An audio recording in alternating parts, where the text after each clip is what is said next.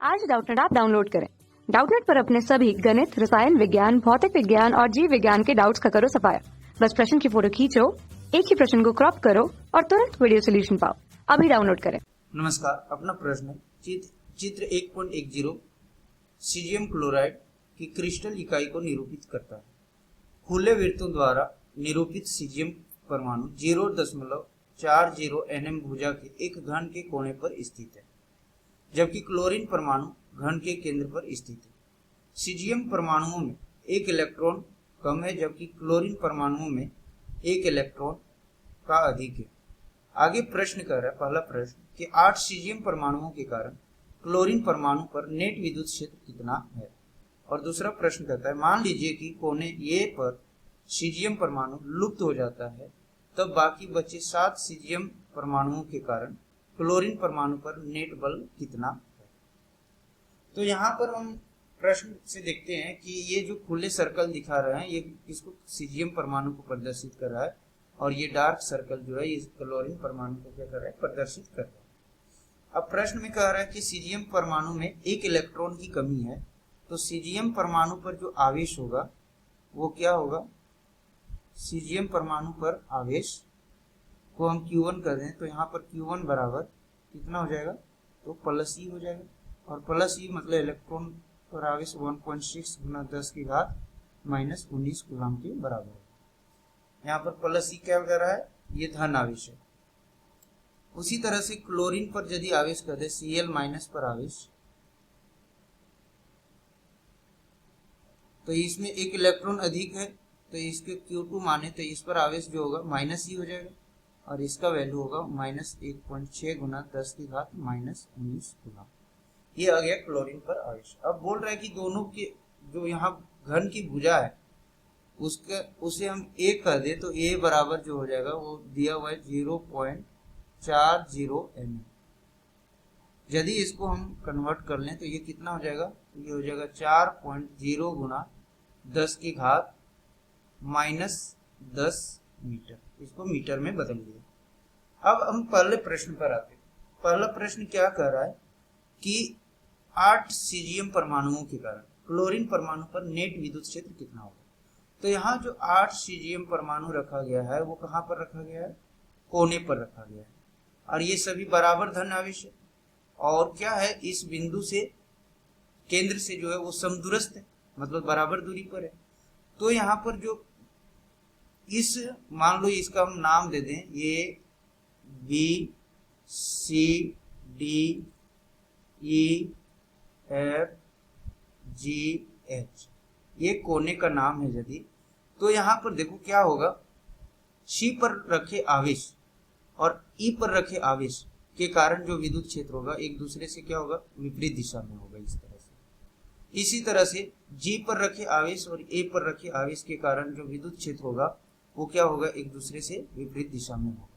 यहाँ पर इसके कारण इस दिशा में जाएगा, तो यहाँ जो G पर रखा आवेश है, यहाँ पर G पर रखे आवेश के कारण यदि विद्युत क्षेत्र इधर मान ले, तो A पर रखे आवेश के कारण क्या होगा, इसके विपरीत में होगा। और इसी तरह से प्रत्येक आवेश के कारण एक दूसरे के विपरीत कोने पर रखे आवेश के कारण जो विद्युत क्षेत्र होगा एक दूसरे को निरस्त कर देगा। और यहाँ पर यदि हम नेट विद्युत क्षेत्र कर दें केंद्र पर, तो ई नेट बराबर क्या हो जाएगा, 0 हो जाएगा। ई नेट बराबर कितना हो जाएगा, 0। तो ये पहला प्रश्न का उत्तर है। पहला प्रश्न का उत्तर क्या होगा, 0 होगा। क्यों, क्योंकि यहाँ पर विपरीत आवेश समदूरस्थ पर रखे हुए हैं, विपरीत कोनों पर, तो ये एक दूसरे के विद्युत क्षेत्र को निरस्त कर देगा। अब अगला प्रश्न कह रहा है कि मान लीजिए कोने ए पर सीजियम परमाणु लुप्त हो जाता है, तो बाकी बचे 7 आवेशों परमाणुओं के कारण क्लोरीन परमाणु पर नेट बल कितना होगा। तो यहाँ पर देखो, C पर रखे आवेश और F पर E पर रखे आवेश एक दूसरे के विद्युत क्षेत्र को निरस्त कर देगा। इसी प्रकार से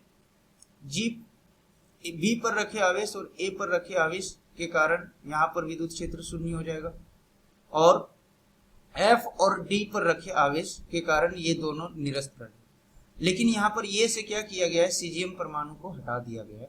तो G पर रखे आवेश के कारण यदि हम विद्युत क्षेत्र की बात करें किसके कारण?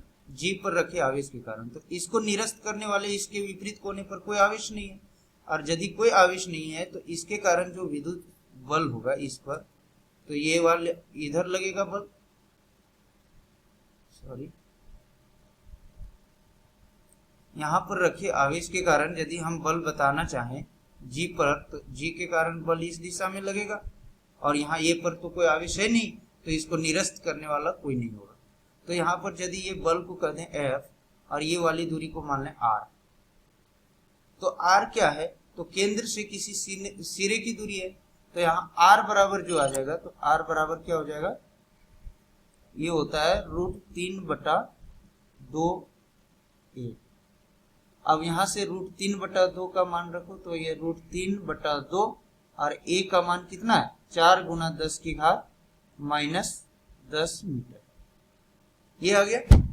अब हमें क्या करना है? ये R का वैल्यू आ गया, इसको हल कर लो, तो यहाँ से R बराबर आ जाएगा 2√3 × 10⁻10 मीटर। अब कूलाम के नियम से यदि बल लिखना चाहें तो F बराबर सूत्र क्या होगा? तो यहाँ से F बराबर सूत्र हो जाएगा K Q1 Q2/R²।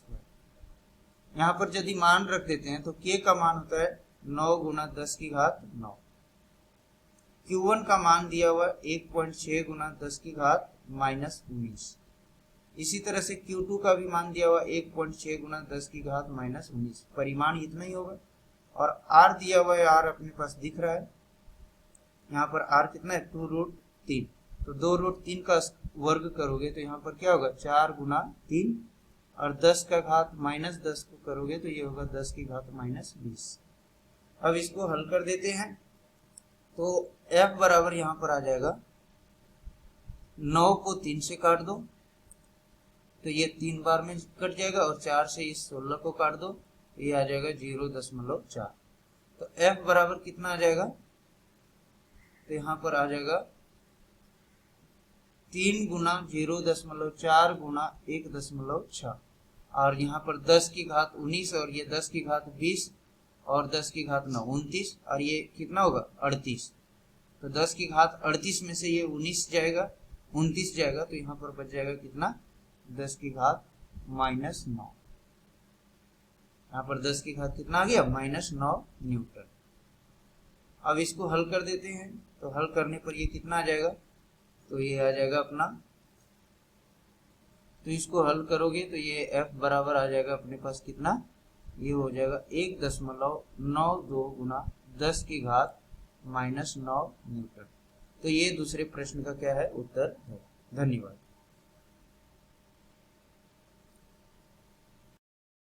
कक्षा 6 से 12वीं से लेकर नीट, IIT, JEE वो एडवांस के लेवल तक 1 करोड़ से ज्यादा छात्रों का भरोसा। आज ही डाउनलोड करें डाउटनेट ऐप या व्हाट्सएप करें अपने सारे डाउट्स 8400 400 400 पर।